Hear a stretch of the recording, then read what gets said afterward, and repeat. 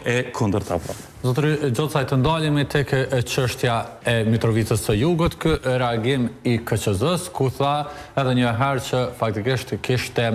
gabim në shtëp. Faktikisht si komentoni këtë situatë edhe mund të krijoj, të themi, një situatë pasuese për gjithë atë që po ndodh në politikën e vendit? Pak që po më shqetëson fakti është reagimet e shpejta të institucioneve, sepse pavarësisht sa mund t'jenë nëse të mos jenë drejta reagimet e tyre, ngjallën një farë pasigurie të qytetarët.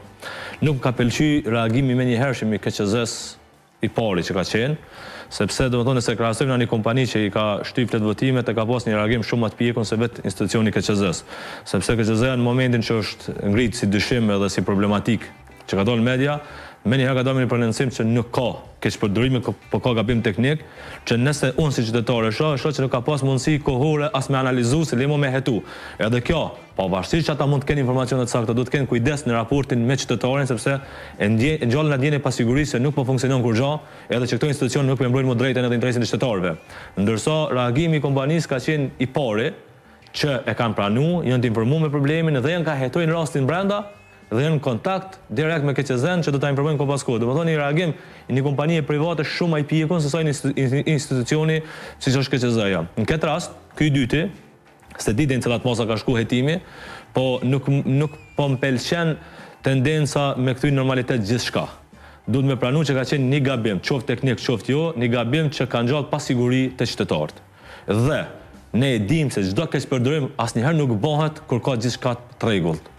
Keqpërdorimet ndodhin kur gjendet hapësina një keqpërdorimi, qoftë ky teknik për kompanisë, qoftë një gabim tjetër.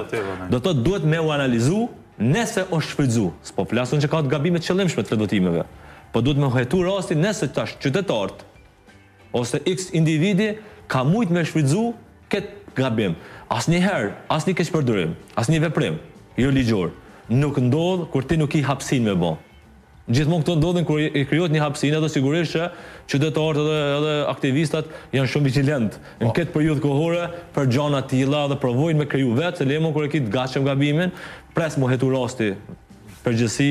edhe normal që zgjedhjet edhe momentet caktuara ku ka dyshime, edhe ku ka prova se nuk më ka pëlqyer shumë raste edhe kur KQZ-ja arsituohet qoftë me lista